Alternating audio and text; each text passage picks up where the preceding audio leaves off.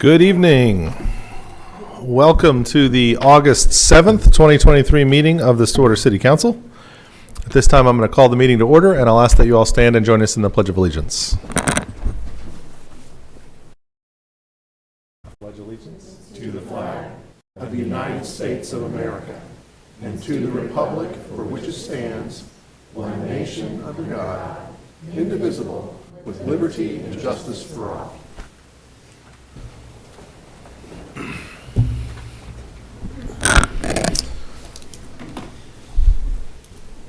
There's my proclamation people back there on the back row.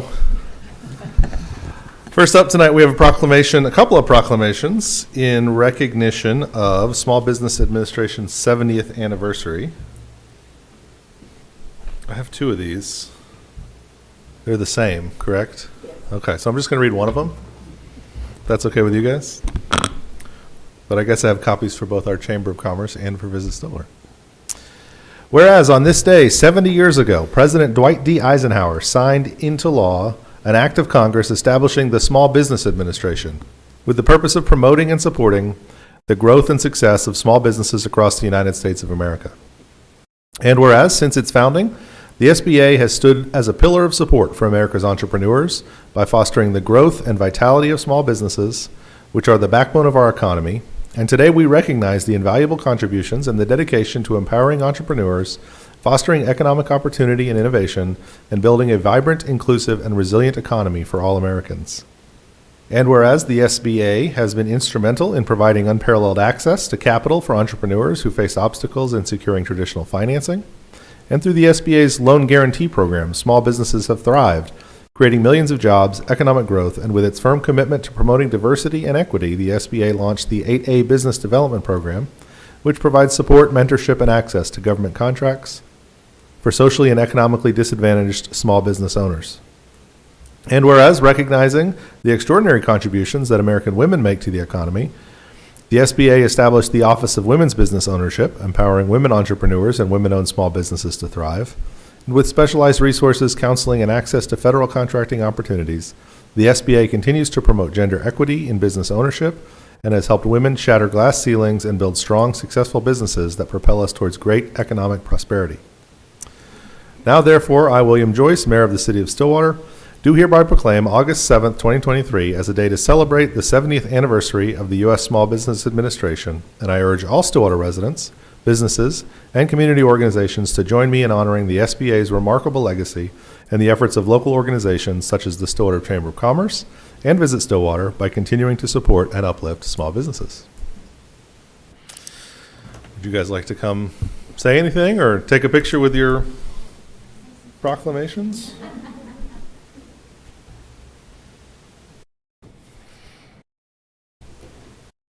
I think I'd just like to say on behalf of the Stillwater Chamber of Commerce that certainly small businesses are the backbone of every community, and grateful for the recognition of 70 years, it's hard to believe, of entrepreneurship and creativity and allowing dreams to come true.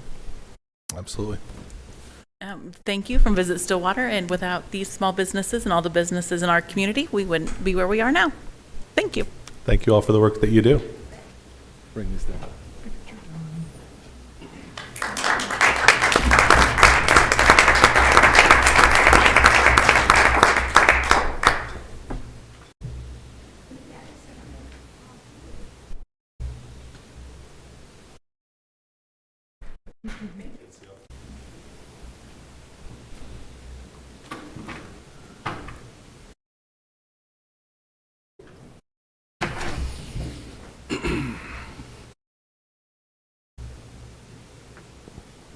All right, counselors, next on our agenda is the consent docket. Are there questions, comments, or an action on the consent docket? I move to approve consent docket. Second.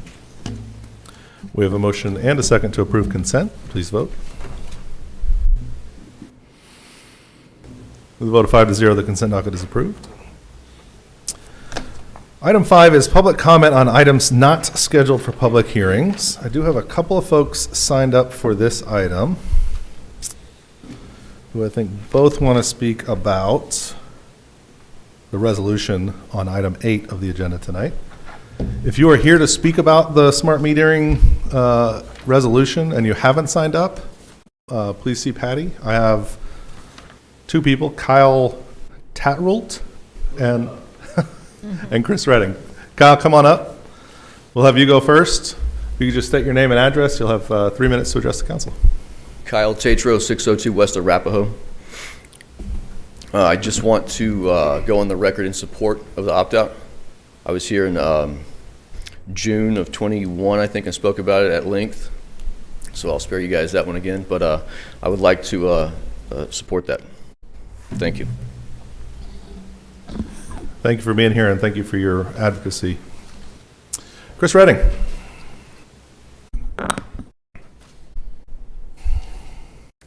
My name is Chris Redding. I live at 1226 North Lincoln Street here in Stillwater, and would like to also encourage you to approve the opt-out for the smart metering. I used to be a conspiracy theorist, but most of my conspiracies have become true. And so with that in mind, I come here with a concern, a grave concern over the smart meterings, the kind of data that they record and what that data is going to be used for. From my understanding, and the information has been limited, but they're going to record and monitor the amount of electricity that's being used in your residence, and that's going to be reported back to a central database. That concerns me greatly because I know that you can take that data and read it in a way and get patterns and get ideas, get knowledge about how a person lives and what a person does, who might be in that home, what they might be doing at any given moment. And that information in the wrong hands can be used for ill intent or for other purposes that may not be to the best interest of the person. For example, at 6 o'clock, 1,200 watts of power is used for 90 seconds in my home. About 4 minutes later, about 1,100 watts goes on for about 6 minutes. 800 watts goes on for 15 minutes after that.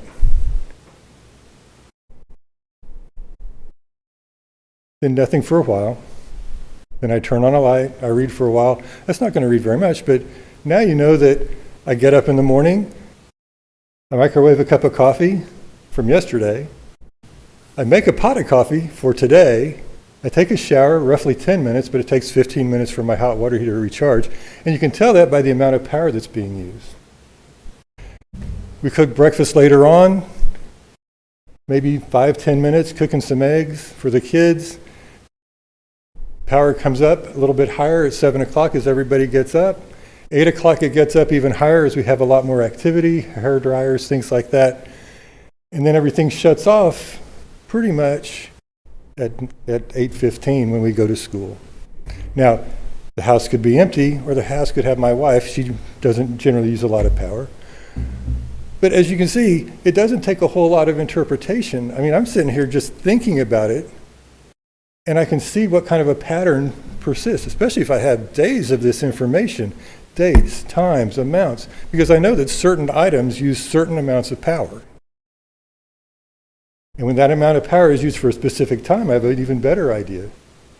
Because if I have, say, 950 watts for 53 minutes, and that happens 4 times a day on Saturday, that's my dryer. And you can tell I have 4 loads of clothes at least with 4 kids and 2 adults running every Saturday. I'm just a few seconds. I would like to express my concern, as I just expressed, and I would like to request the ability to opt out so that people, probably not you guys, but other people would not have that information out in the public. Thank you very much. Thank you, sir. Appreciate you being here. I don't have anyone else signed up for public comment. All right, we'll move on to item 7 on the agenda, which is general orders. First up, 7A is our daily bread update from Rachel Conley. There you are. I should have slides. I don't know where they are. You say that like I'm going to see them with these glasses on. I love your confidence in my eyesight, though. Oh, she wasn't kidding. It's right in the middle. All right. I put slides so I wouldn't talk to you for too long. You're welcome. Huh? Oh, sorry. You're taller than I am. Okay. Presentation is where in your fancy new version of PowerPoint. There it is. All right. Hi, friends. I just wanted to come to you today, more than anything, to say, give you a little update on Our Daily Bread, because we are partners, and then also just to tell you thank you. So going through this, about Our Daily Bread, for those of you that may not know, we're a guest choice shopping experience for people experiencing food insecurity in Payne County. Anyone that comes in our doors leaves with food. So if you are experiencing food insecurity, you will get groceries. We do have income requirements to shop from USDA commodity items, but we have a lot of guests that come in and say they have increased expenses or have had a family emergency where they may be outside of the income requirements, but they still need groceries, and we're able to provide for them thanks to the generosity of our community. Our mission is feeding our community collaboratively and providing connections that enable lasting change. So the feeding part is pretty obvious to people because we are a food bank, but we're also a resource center. So it's really important to us that all of the resources that are available in Payne County, and there are a lot, that we research them, that we know about them, so that we can share them with our guests as well. So it's walking alongside people and really helping them plug into other resources to hopefully empower them to get beyond their current circumstance whenever possible. A quote from one of our founders I love: "We will always treat our guests with the respect and dignity that each and every one of us deserves." We run Our Daily Bread like a for-profit. Just because you're coming and you're not paying for your groceries doesn't mean you're not going to be treated like a guest, like a customer.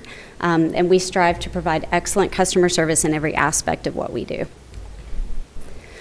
So just a couple of stats I found interesting through Feeding America based on the last census data. 24% of children in Payne County under 5 are living in poverty, which is a direct reflection of likely experiencing food insecurity in their home.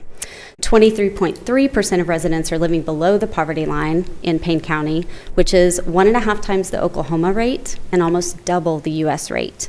Remember, that takes into account all of our rural areas, which we provide a lot of outreach in.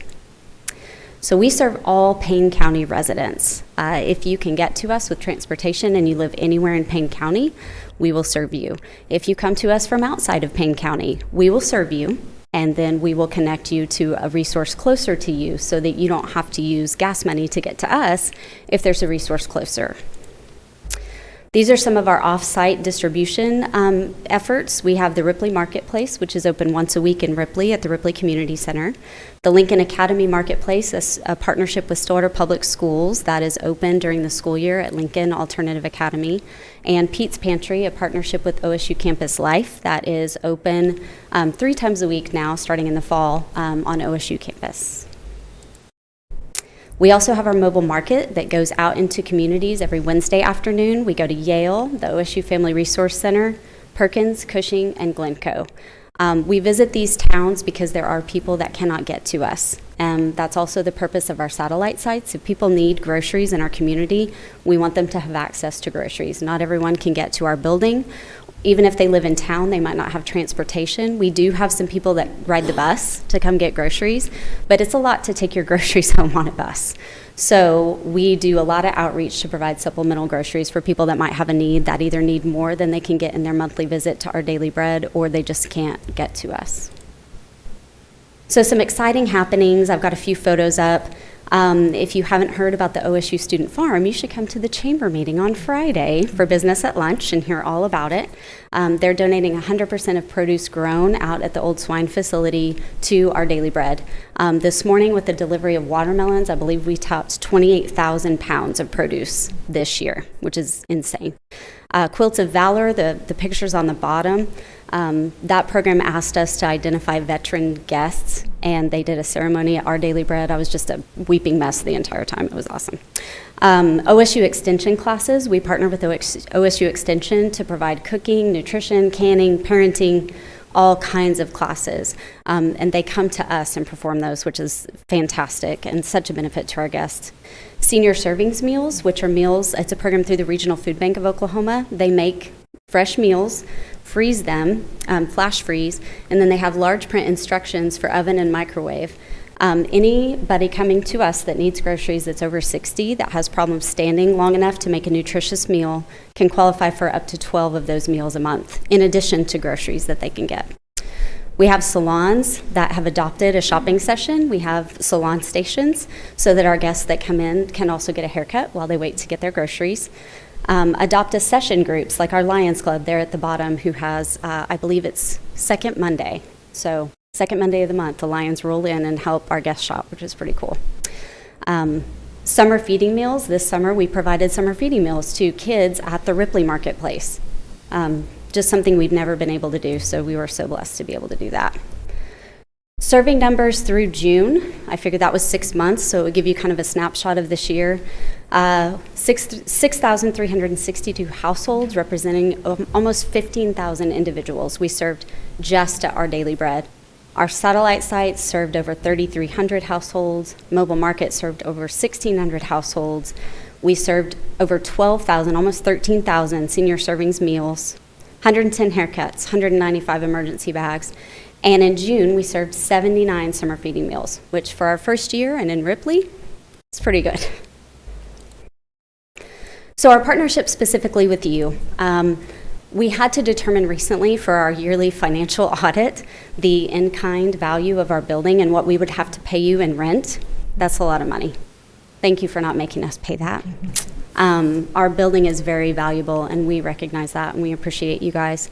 We're on the road crew list for clearing ice, which may not seem like a big deal, but when roads are safe but driveways aren't, we have so many guests and volunteers that come in, and they're at risk for falls. And so having the crews come out as a stop and clearing our passageways, we had several sessions last year when we shouldn't have been able to. So that's a big deal when people need groceries. Working with Bill Millis on kind of shifting our handicap spots for more safety and better access to our building, and he has done that all out of the goodness of his own heart. We arranged a new utility credit, which I believe you guys discussed, for our payments, because DPS shares our building, but they're all utilities paid, so you guys are now giving us a credit because of the increase in bills, and we can use that money to buy food, which we need. Crisis intervention team, which we work with frequently. I've got cell phone numbers, and I'm not afraid to use them, and I am so thankful because we're not qualified to deal with mental health emergencies, so it's nice to have backup. And the invitation to join the monthly CART meetings led by Captain Stevens, which includes Mission, Wings, Grand Mental Health, us, Payne County Youth Services, Stillwater Medical Center, where we can get together and say, hey, I had this guest, and I wasn't sure how to handle it. Can you guys help me? Or we have this guest that's having this continued problem. What can we do? Like, that's a collaboration none of these people have to put their time toward, but we're so thankful that we have it. So thank you, counselors and mayor, for joining us to fight hunger and feed hope. We appreciate you so much, and I would love to host you all sometime in a tour because there's lots of new happening all the time at ODB. Any questions? Thank you so much, Rachel, for the information and for everything that you guys do at Our Daily Bread. It's just such a tremendous impact on the community. Thank you. It's great to see it all at one time in this little bit, but we know there's just so much more that happens over there. I So often go thank on you for that 2 work. hours. I won't make you if you come for a tour, but come on. Counselors, any questions? I would just ditto what the mayor said. Thank you so much. And I think the expansion of services, that y'all continue to find new ways to assist people. And one of the big things I think is the partnerships you have with the schools and with the OSU. It's students can't learn if they're hungry. And so I think that's such an important piece of what y'all are doing in addition to everything else. So thank you. Thank you. Okay. Our Daily Bread has become a tremendous resource for our community, and I can remember sort of the disjointed nature of food banks in Stillwater before Our Daily Bread was created. And just thank you and your predecessor and everybody who's made that possible. I stepped into an awesome structure, so I can't take credit for it, but I love it every day. You stepped in, but you can't step out. Not planning on it. Okay. Thank you guys so much. Thanks, Thank you. Rachel. Thank you. Next up on item 7 of the agenda is item B, the Lake McMurtry Friends Annual Report from Jill Van Egmond.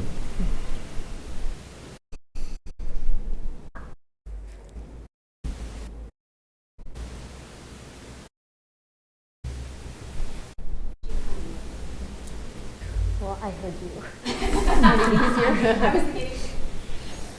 So, Mayor Joyce, City Council, thank you so much for having us tonight to share some of the exciting highlights from our last fiscal year. The mission of Lake McMurtry Friends is to enrich quality of life by providing opportunities to engage in sustainable outdoor recreation, environmental education, and nature conservation. In our last fiscal year, we had approximately 41,000 visits from 38 different states and 164 different Oklahoma communities.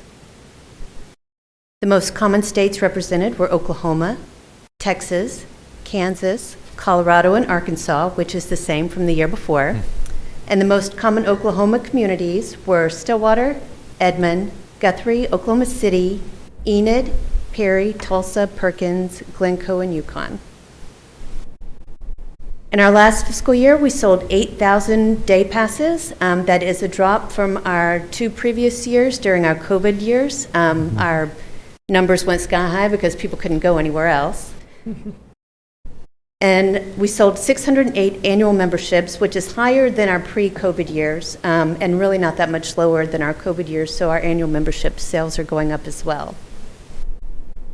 Here you can see our annual revenue year over year. This year, we're really excited that we've grown $50,000 in revenue. We've grown our we've grown our donor base, and then we've also grown our grant funding. We've had a lot of really exciting projects out at the lake. It was a long time coming, but we finally were able to begin construction and complete our half-mile ADA compliant paved loop. When we submitted for the grant, it was pre-COVID. When we were awarded the grant, it was during supply chain shortages, increased costs, so we had to cut a lot of things out of the original bid, one being the interpretive signs and benches. Well, we've been able to raise outside of the grant funds for 3 interpretive sign and bench combos from Stillwater Frontier Rotary, TSET, and the CREC Foundation. And then Gelino CCC, who we worked with on the construction of the trail, went ahead and purchased the additional 3 signs and installed them. And as we get sponsors, then he'll just invoice us for those. I have to say, Gelino was amazing to work with. Also in our efforts for accessibility at the lake and a grant from the Donna Nye Foundation, we were able to build a universal access tent campsite in the last year. It has quickly become our most popular tent site. It's located in the West Recreation Area, and it is absolutely beautiful. We also completed 2 new primitive campsites, Blackjack Bay and Roadrunner Ridge. Both are on our Orange Trail in our West Recreation Area. We had a little dock damage during one of the storms, and I have to say I have the most amazing facilities crew. With our little makeshift kayak barge, we were able to get out, replace all of the boards, get all the welding done, and get us back in business. You know, you have to get creative when you're a nonprofit, so I was really pleased with the work they did. And we also completed construction on a low ropes course that will open up this fall. It will have 8 elements. It's also in the West Recreation Area. We'll be able to hold team building events for corporate groups, for school groups, and it was sponsored also by Gelino CCC. We had a lot of fun events last year. We had our inaugural Orange Dirt Trail Series run. I have to give a huge thank you to my Trail Advisory Committee who came up with the concept, who planned it, and who executed it, raising over $5,000 for the organization. In our inaugural year, we capped it at 200 and sold out. We had people show up the day of and just ask if they could donate the registration fee and still compete because they wanted to be a part of it. So, I mean, it was amazing. You could do a 5K, a 10K, a half, or a full marathon. And we'll have our second this coming October. We had our annual holiday light display, Lights on the Lake. We changed it up a little bit this time. We had a smaller drive-through element, but we actually created an enchanted forest. We had over 500,000 lights, and we had approximately 1,400 visits. So every year it continues to grow, and we're super excited about that. And it's so much fun. I mean, we get to start Christmas in September hanging lights and just living Christmas, until January. We had Chili Bike again, and the weather was perfect. If you've not experienced Chili Bike, it is the most fun event you could come out to. You can ride one trail, you can ride all 4 trails, you can ride our gravel route, or you can just hang out and enjoy the chili potluck. I mean, it's just, we've got great music, everybody's in a great mood, and it is one of the funnest events I think that we have. And we raised over $7,000 at Chili Bike this last year with over 200 people participating. We have great programs. We're really growing our program area out at the lake. And so first, I want to brag on Connor King, our Outdoor Recreation Education Director. He's brought a lot to us in the last 3.5 years. We were lucky to be able to lure him away from UCO Outdoor Recreation. Not only did Connor renew his American Red Cross Lifeguard AED and CPR certification this year, but he was also able to add Wilderness First Aid certifications to his credentials, and so we're really thrilled. And it's unfortunately already come in handy with somebody who was injured on the Red Trail, but he was able to go out and find them, administer first aid, get them to the emergency room, and now they lived happily ever after, and everything is great. Connor leads our beginners backpacking clinics with one of our annual members, Jason Judd, who I would say is an expert backpacker. These are overnight groups. They start either at the Red Trailhead or the Blue Trailhead. They hike the trail, they set up a primitive campsite overnight, and then if they started on the Red, they hike out the Blue and vice versa. These have been really, really popular. In fact, we've had groups that have gone through these that have never backpacked before and fell in love with it so much that now they've formed groups of their own and they're backpacking across the country. So we're super excited to be able to share this fun activity with people who want to learn the sport. And then in the fall, we'll have an advanced backpacking clinic for people who want to step up their game a little bit. We still partner with the Life Adult Day Healthcare Center. This is one of our favorite things. So Life Adult Day Healthcare Center will bring their participants out to the lake if they're able to fish, just to enjoy the scenery or to take a small hike. But if they can't bring them out, then we take the lake to them. We always do a lesson. Connor is great at putting together lessons, fun activities, and really brings a little bit of Lake McMurtry into their lives, and we're really proud of that program. We continued having dog socials last year, and then on Halloween we had a dog social and costume contest. The winner won 3-Dog Bakery treats, and they were thrilled. We hosted 2 disc golf tournaments, and then we also hosted a Shinrin-yoku, which is a Japanese practice of forest bathing, where it's just being mindfully immersed in nature. You journal about what you're experiencing. It's just very meditative in its properties. We've continued to host OSU groups. We had the OSU President's Leadership Council, the OSU McKnight Scholarship Program, the OSU ROTC, and the OSU Net Impact groups. They come out and we set up lawn games for them. We help them to kayak. We do team building events with them, and these are great groups that have just become repeat groups that come out to us. And Adventure Camp. We love Adventure Camp. So this is Spring Break Adventure Camp. We limit it to 10 kids because we have it in the West Recreation Area bait shop, because inclement weather, you just really don't know during spring break. But then we have right on its heels Summer Adventure Camp, and it's STEM learning through outdoor recreation, plus a lot of good outdoor fun through kayaking, fishing, swimming, hiking. They learn shelter building. They get to make s'mores. These kids have a great time. We have 6 weeks. We have a capacity for 40 campers each week. And every week we were at capacity, a couple of weeks we're over it, and 1 week we're just right below the cut line. So the kids love it. And as you can see, Connor loves it even more as he let them do his face painting and had a blast. I was going to ask, which one is Connor? It's hard to tell. I do want to share that we do have a new program that we're launching this fall. I'll be able to tell you more about it in my next annual report. But we want to thank Leadership Stillwater Class 31 for selecting us as their class project to help us raise over $16,000 so we can launch an Earn a Bike after-school program. We'll be working with at-risk youth with Stillwater Middle School. And if the kids successfully complete the program, at the end of the school year, they'll actually earn a bike, water bottle, everything they need to bike safely. I've been shadowing Bike Club Tulsa, who started a program like this there, and it's been incredibly successful in improving grades, attendance, behavioral issues. It's just being a part of a group like that is really shown to be beneficial, especially for kids that have some struggles. So we'll start that next month. And with that, I'll take any questions. Thank you, Jill.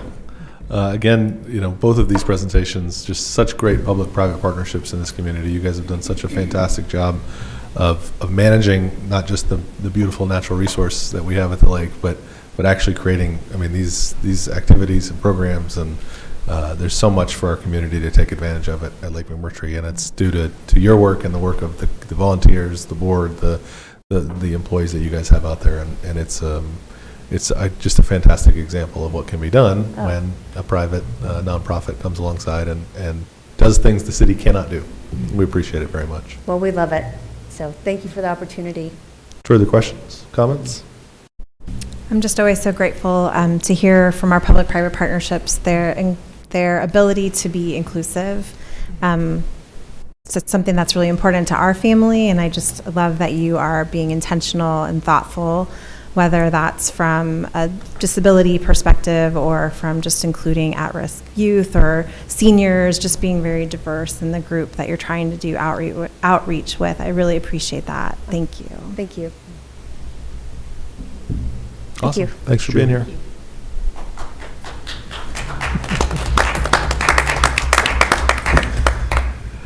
And next up, item C is consider approval for the Stillwater Police Department to purchase some equipment that Chief Watts is going to tell us about.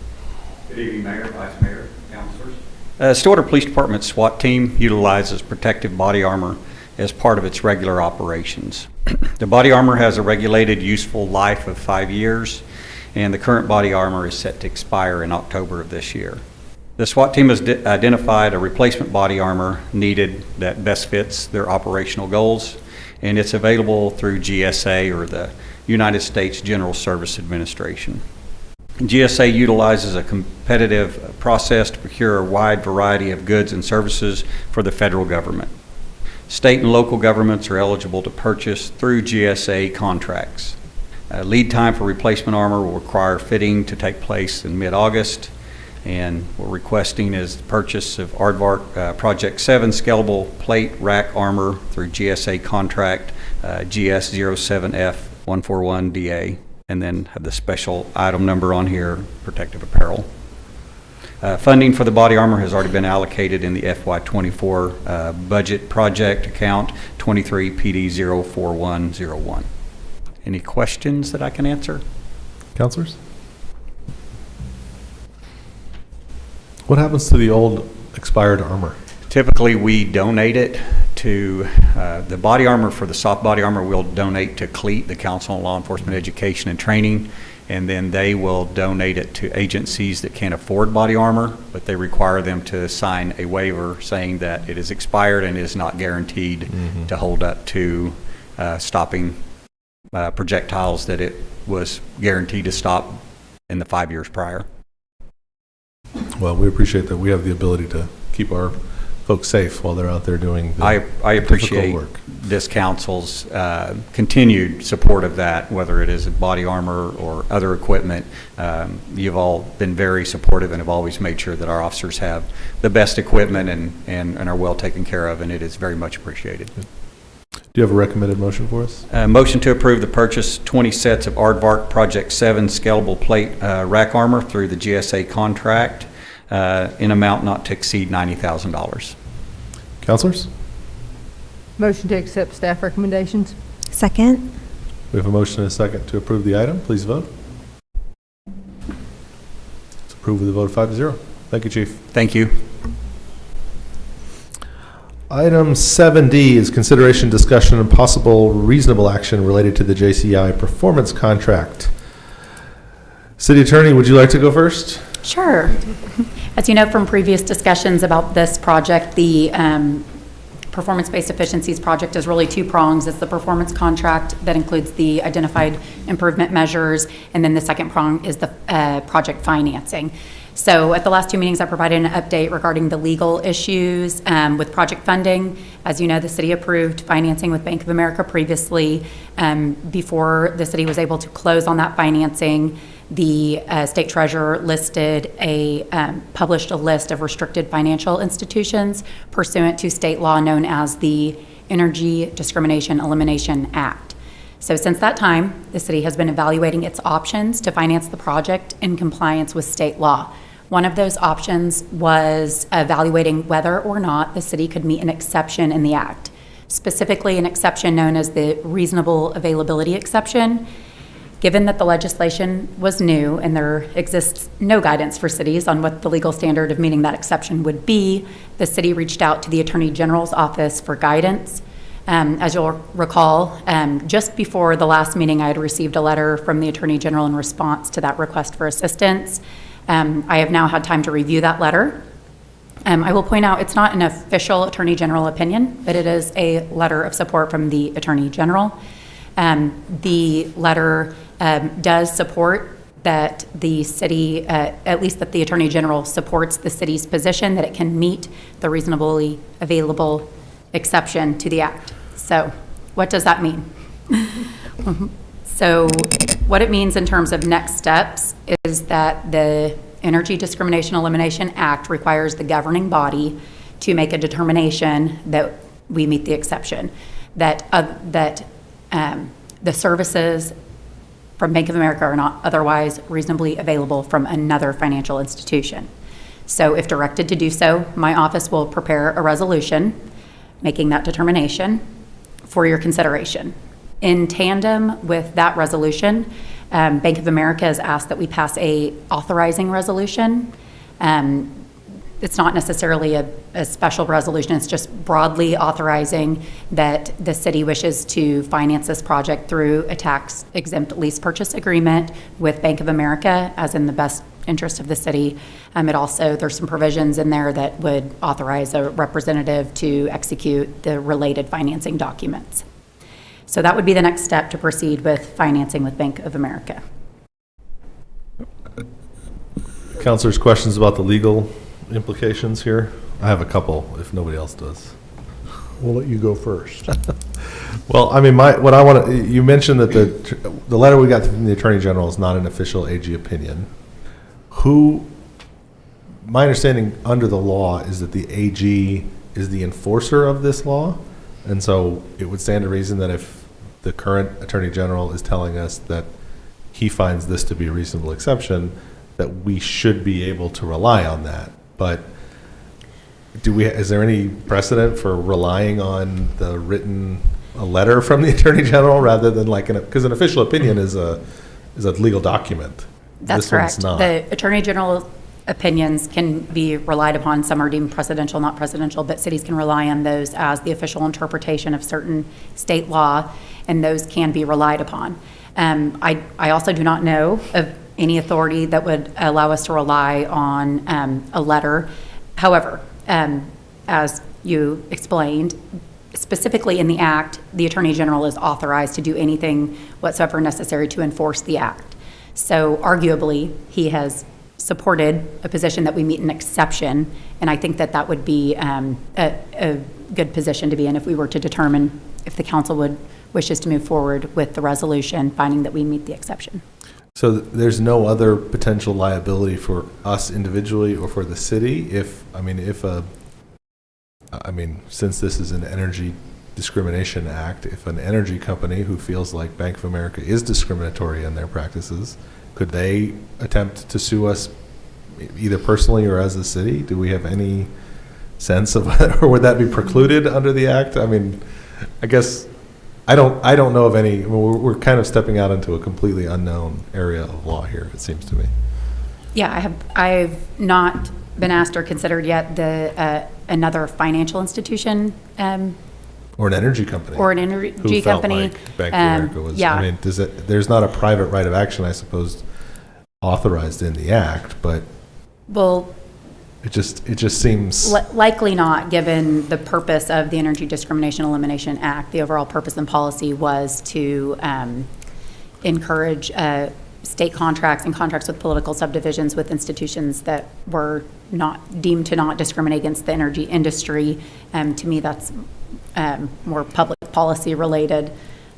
So I so don't one know. of the It's probably state reps it depends. who sponsored the legislation could come and say, I mean, I guess I'm probably really more than anything trying to make the point that this is a terrible state law that makes zero sense, and it creates a complete, I mean, I do not like having to try to take an action as a city council person without any understanding of whether what we're doing is authorized or not, or whether it subjects us as the city or subject us personally some sort of liability. It seems, I certainly don't like being the guinea pig to step out and do it. Now, I appreciate the fact that the Attorney General has given us as much clarity as he can give us at this point, and he seems to agree that the state law is not particularly helpful, but I just want to make sure that we all understand that from a legal standpoint, there's a whole lot of gray,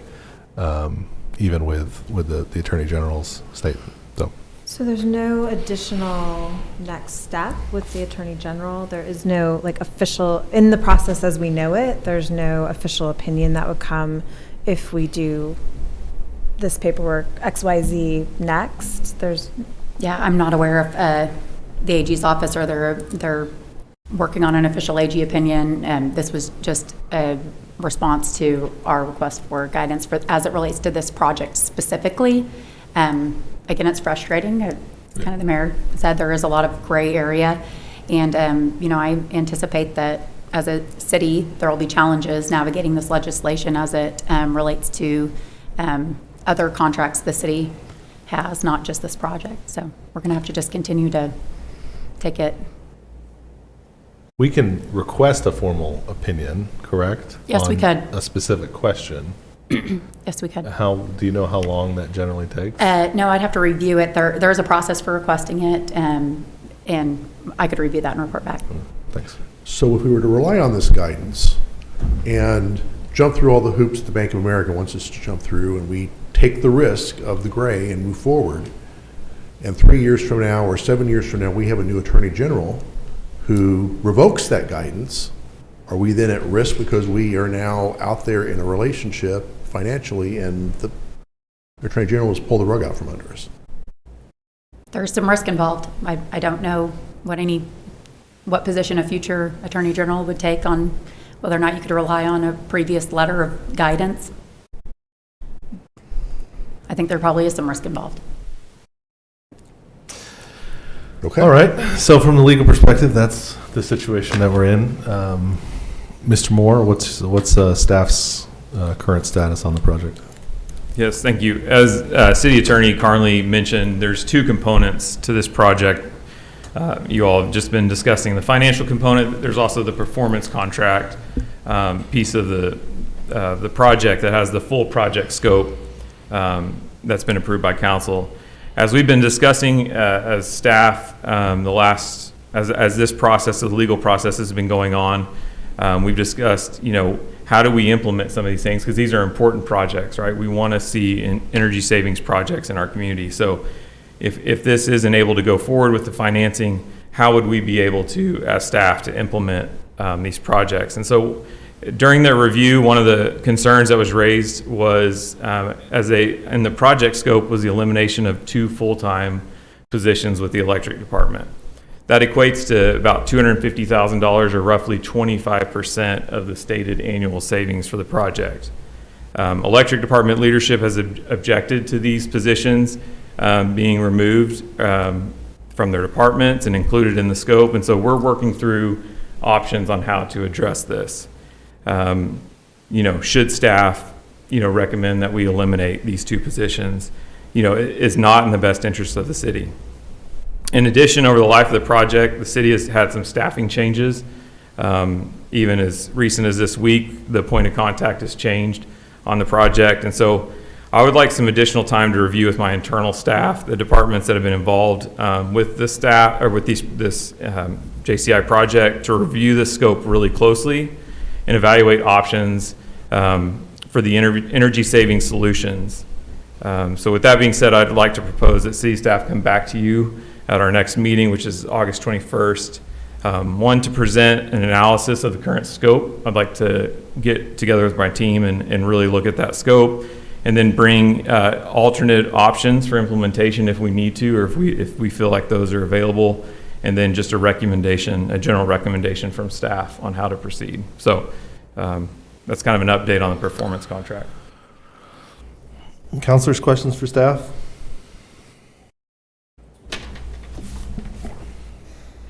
So if we do not eliminate those two positions, would this project be economically feasible?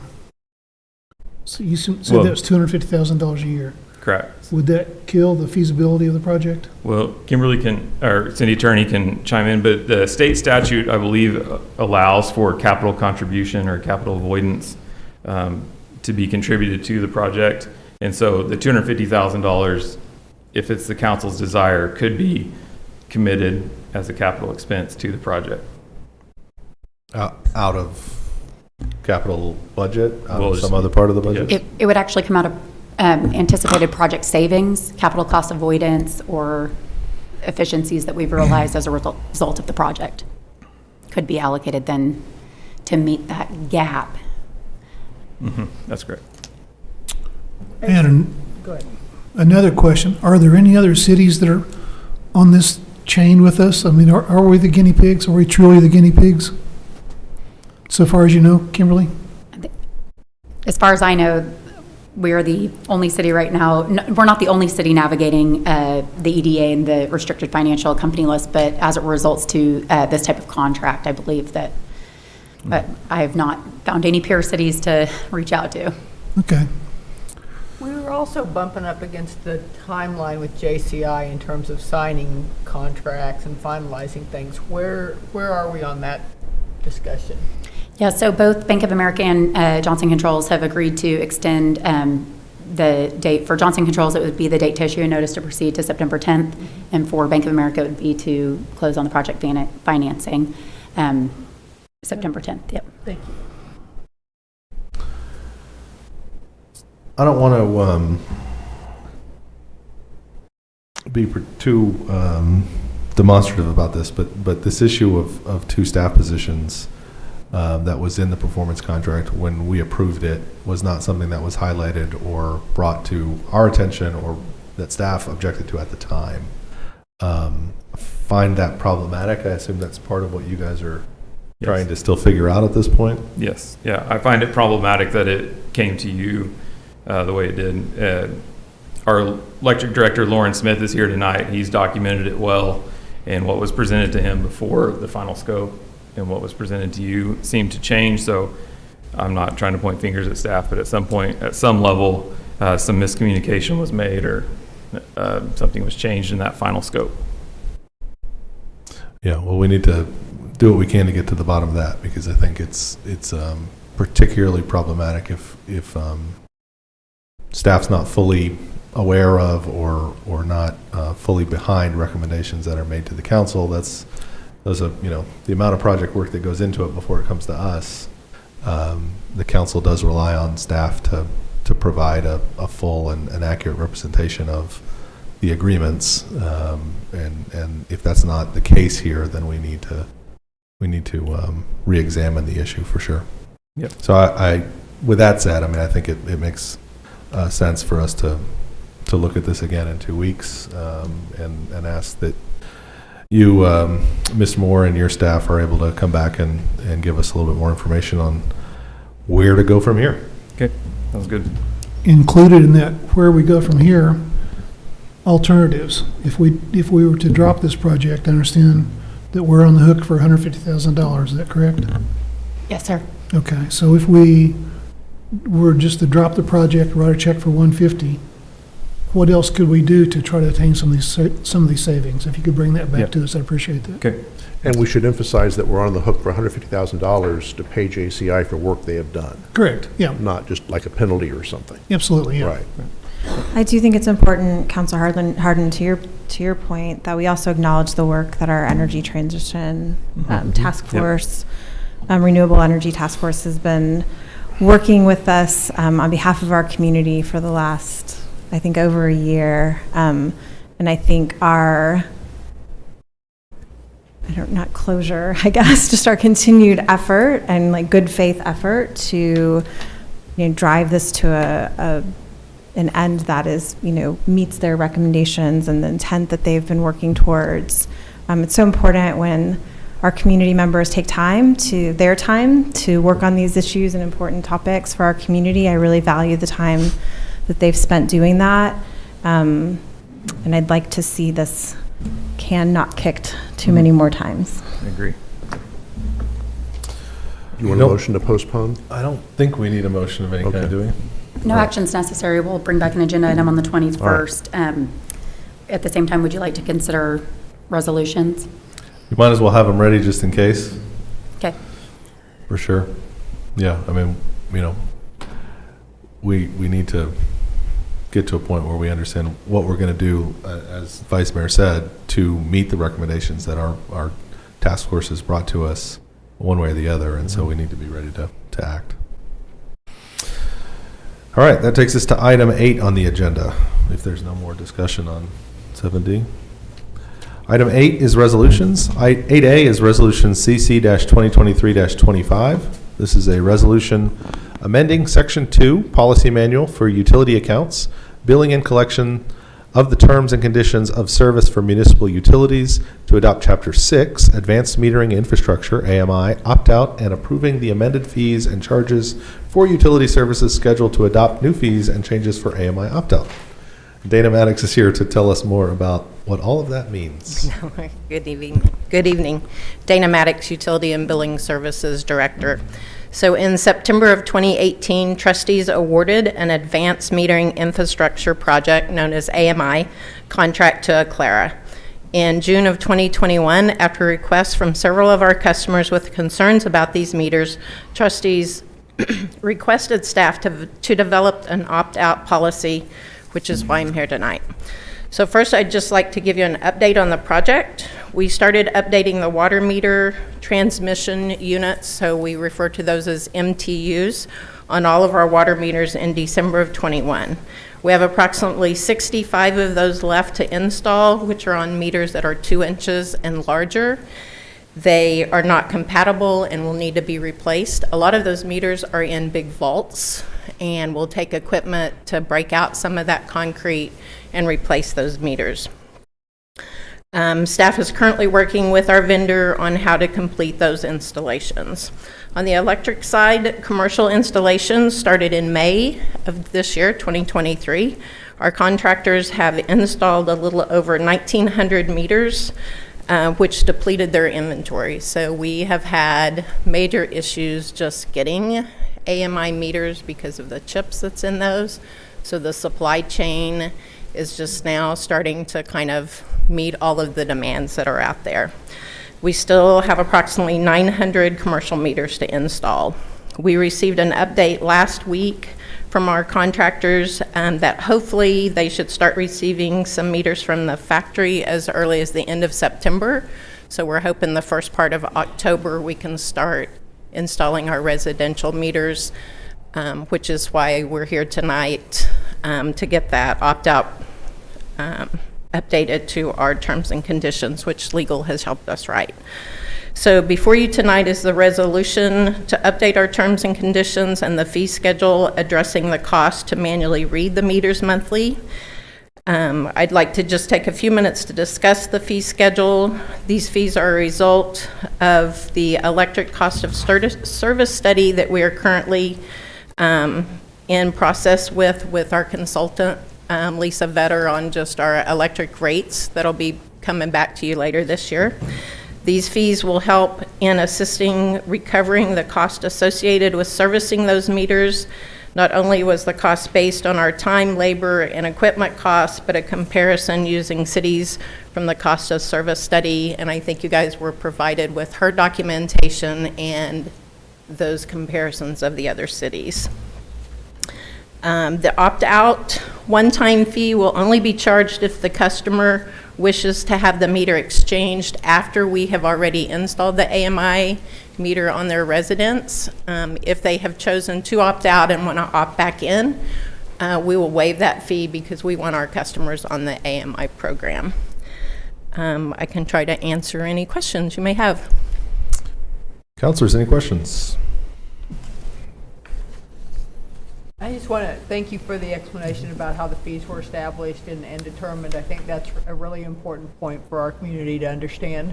So thank you for that piece. Thank you.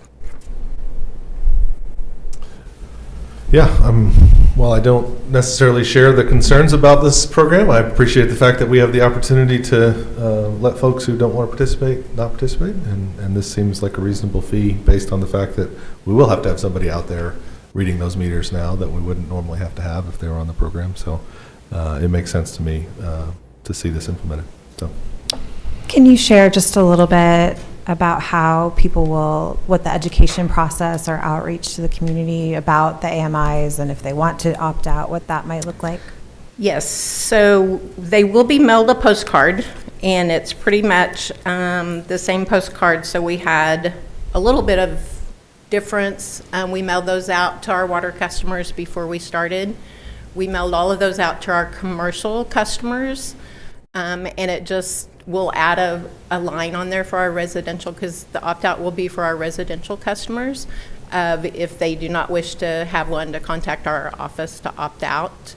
And so we can get with marketing also and do some, public service announcements on that it's coming. Once we know for sure that we're going to get the meters, we've been promised quite a few times that they were coming, and then they didn't. And so I think once we can get those meters in our warehouse and know that we have the stock and we're truly going to be able to start installing those. And what we did on the water meters is we sent out postcards in different groups. So about 3 weeks before they were going to be in your area, we would mail out the postcards. So we don't want them so far in advance that people forget about them. So we'll do the same thing when we get ready to roll out the electric meters. Yeah, I think that's great. I don't think they question when city workers are out, but they always kind of wonder what they're doing. And I feel like these are the types of things we should know as citizens, but maybe don't always know as citizens. So it's great that you have a program. And the postcard for that. will have a phone number to that company that's installing those that they can call them directly. They'll also be able to make an appointment. So if they have dogs or locked gates, or if it's just not convenient, they'll be able to actually schedule an appointment when they would like to have that done. Would it be feasible to also put a notice on their water bill, on their electric bill? We could definitely do that. I think that'd be a Could good do a idea. generic coming in the next few months notice. I tend to look at my electric bills. I don't tend to read my postcards, though. Mm-hmm. Yeah, we can definitely do that.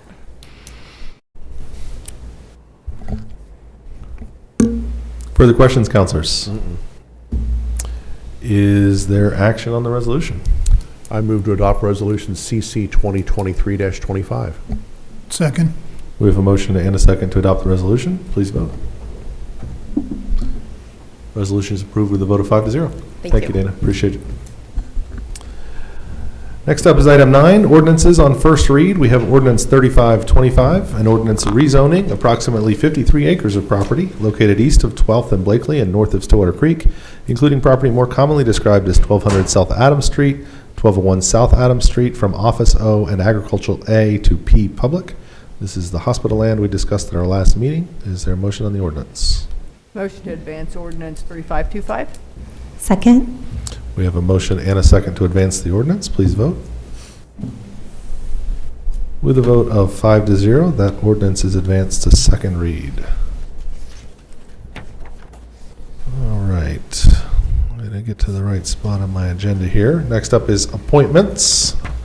We have our recently revived Bicycle and Pedestrian Ad Hoc Committee, which we have several folks who have applied to be a part of, which is fantastic news.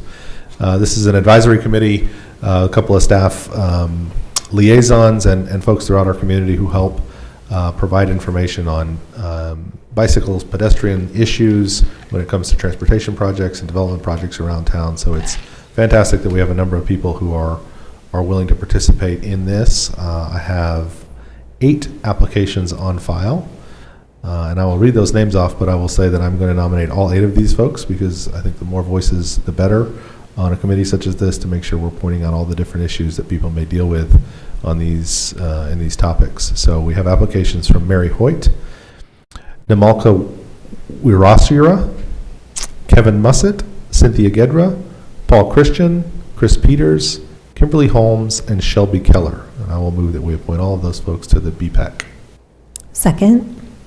We have a motion and a second for these appointments. Please vote. With a vote of 5-0, those 8 appointments are made to the Bicycle Pedestrian Ad Hoc Committee. Again, we appreciate everyone's willingness to serve and to provide that information and feedback on city projects. Next up, reports from the offices and boards. Ms. Carnley. Request for an executive session pursuant to 25 OS 307B1 for the purpose of discussing specific individuals for the position of city manager. Thank you. Mr. Moore. Yes. I want to give congratulations to our esteemed finance department upon receiving the top recognition for government accounting on financial reporting for the 41st consecutive year. This achievement is the highest form of recognition in the area of governmental accounting and financial reporting from the Government Finance Officers Association in the United States and Canada. The Exceptional Financial Reporting Award recognizes the longtime commitment the city has with taxpayers and the commitment of being good stewards with taxpayer funds. Our finance department have continued a phenomenal legacy of successful and outstanding work. So I just want to thank Christy Cluck and her team in the finance department for all their excellent work in achieving this award. Absolutely. That seems, go ahead. I actually have 2 other little go for announcements. Yeah, well, hold on before you say that. Christy, I know I mean, it's fantastic. 41 straight years to be recognized in that way is a huge accomplishment. It feels like probably a fairly large burden to make sure that streak doesn't break, right? Okay, we're paying attention. Thank you. I would also say, as someone, I work in administration and finance at the university, and I know it is not considered the sexiest of all groups, but it is so important to have sound finances and to be good stewards of the public finances that we are entrusted with. So thank you for your efforts to ensure that that occurs. Absolutely. Yep. So 2 other quick announcements. Ripley was without water today. They had a major water break, and our team was able to help assist them with some repair parts and helping them get their water back on, which before the meeting I heard it was pumping and filling their tower, so that's great news. And on the same note, I want to give thanks to other communities that help us during those times of need. Just the last couple of weeks, as you all know, Ponca City helped us with some couplings and fittings that we needed to repair some major lines. So it's always nice when we can help our neighbors and our neighbors can help us. Also, good news, just as right before the meeting, we learned that on the ODOT Perkins Road project that Lakeview is open. Oh, right. So that is great news. Wow, my folks traveling to the junior high this year are very, very excited about that being open before that school opens. That's great. Yep. Yeah. Thank you. Vice Mayor. Yes, the city is accepting applications for citizen representatives to serve on 2 committees, the Board of Drainage Appeals and Building Trades Board. These committees are essential for increased development and infrastructure projects within our community.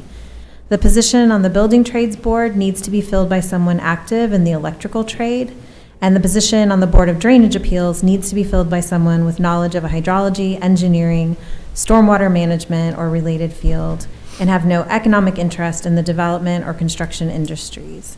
If you would like to get involved in your local government and help make Stillwater even greater, please consider serving on one or more of these committees. For more information and to apply online, go to Stillwater, okay, the text says I have this new address we have, stillwaterok.gov/citizen boards. It's going to take some getting used to. I know, that kind of rote memory. Councilor Hawkins. It is hard to believe, but back to school in Stillwater.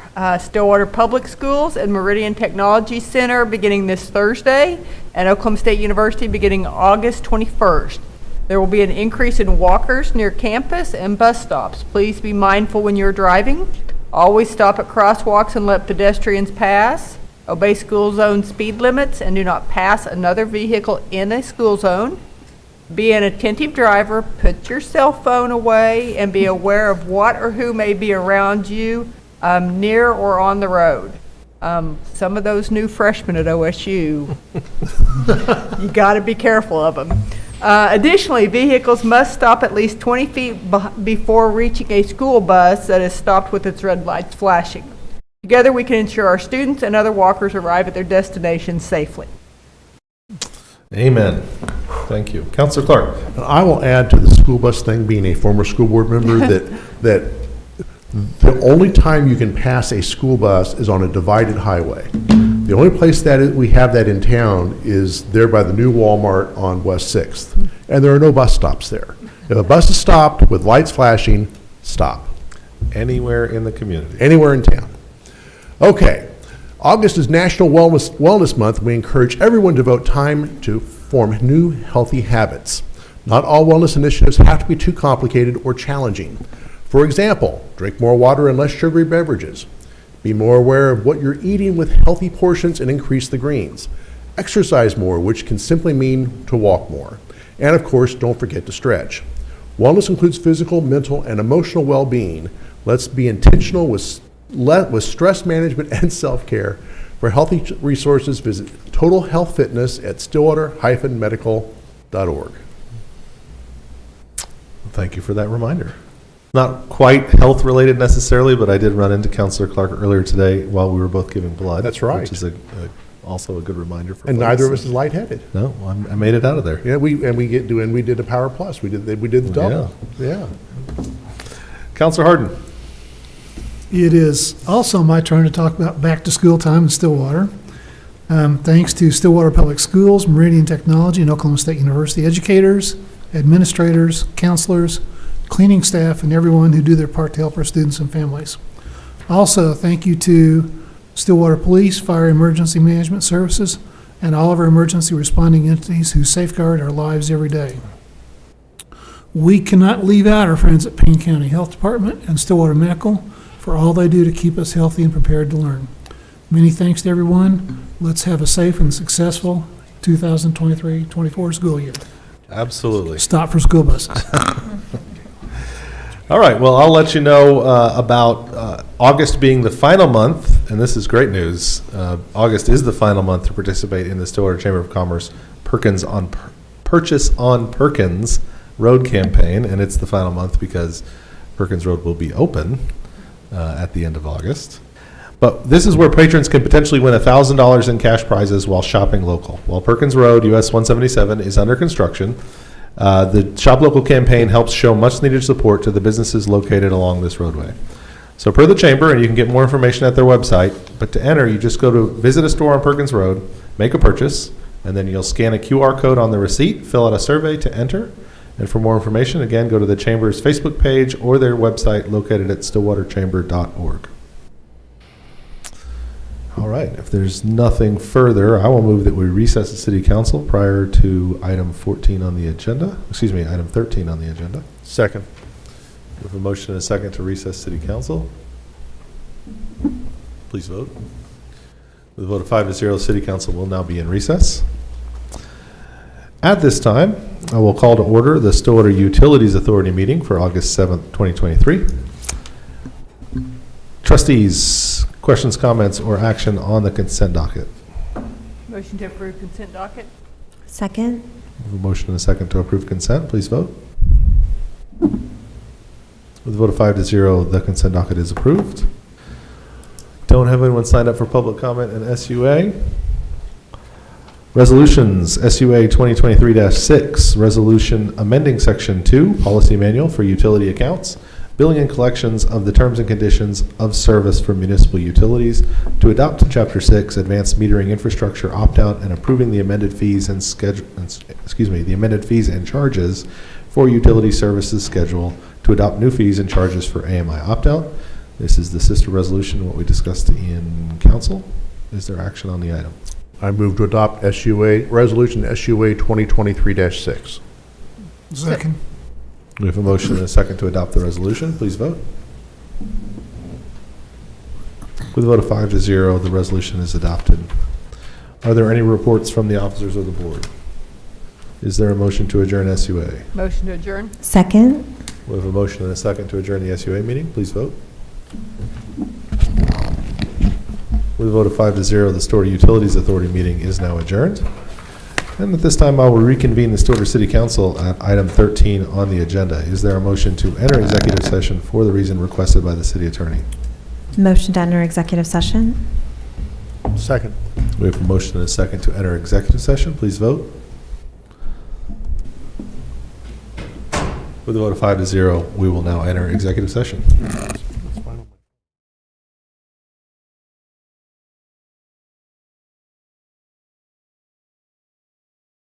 And we are back. Is there a motion to reconvene in regular session? So moved. Second. We have a motion and a second to reconvene the Stillwater City Council. Please vote. With a vote of 5-0, the City Council is now back into regular session. Do we have any action from executive session? I move to direct SGR to not name finalists at this time in the current city manager recruitment and direct the search committee to work with SGR to continue the city manager search. Second. We have a motion and a second. Please vote.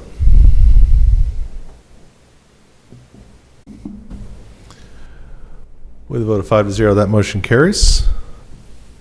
Any further business from executive session? Is there a motion to adjourn? Motion to adjourn. Second. We have a motion and a second to adjourn the Stillwater City Council. Please vote. With a vote of 5-0, the Stillwater City Council is now adjourned, and that concludes our meetings for the evening.